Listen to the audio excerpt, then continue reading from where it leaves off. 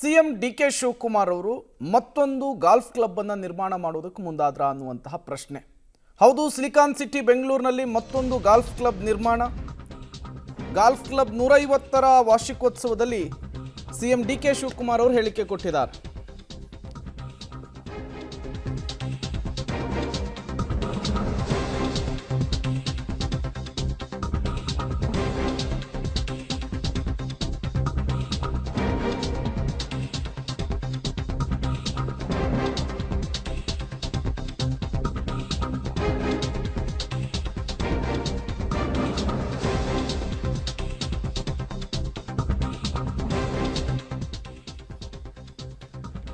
Silicon city ಬೆಂಗಳೂರಿನಲ್ಲಿ ಮತ್ತೊಂದು golf club ನಿರ್ಮಾಣವಾಗುತ್ತಾ? ಗಾಲ್ಫ್ ಕ್ಲಬ್ 150ರ ವಾರ್ಷಿಕೋತ್ಸವದಲ್ಲಿ ಸಿಎಂ ಡಿ.ಕೆ. ಶಿವಕುಮಾರ್ ಅವರು ಹೇಳಿಕೆ ಕೊಟ್ಟಿದ್ದಾರೆ, ಮಾತನಾಡಿದ್ದಾರೆ. ಬೆಂಗಳೂರಿನ ಹವಾಮಾನಕ್ಕೆ ಸರಿಸಾಟಿಯಾದಂತಹ ನಗರ ಮತ್ತೊಂದಿಲ್ಲ. ಮತ್ತೊಂದು ಗಾಲ್ಫ್ ಕ್ಲಬ್ನ ಶಂಕುಸ್ಥಾಪನೆಗೆ ನನ್ನನ್ನು ಕರೀರಿ ಅಂತ ಹೇಳಿದ್ದಾರೆ.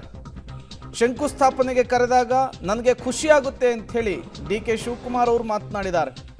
ಇತಿಹಾಸವನ್ನು ಸ್ಮರಿಸೋದಕ್ಕಿಂತ ಇತಿಹಾಸವನ್ನು ಸೃಷ್ಟಿಸೋದಲ್ಲಿಯೇ ನನಗೆ ಆಸಕ್ತಿ ಹೆಚ್ಚು. ಗಾಲ್ಫ್ ಕ್ಲಬ್ ವಾರ್ಷಿಕೋತ್ಸವದ ಕಾರ್ಯಕ್ರಮದಲ್ಲಿ ಸಿಎಂ ಹೇಳಿಕೆಯನ್ನು ಕೊಟ್ಟಿರುವಂಥದ್ದು.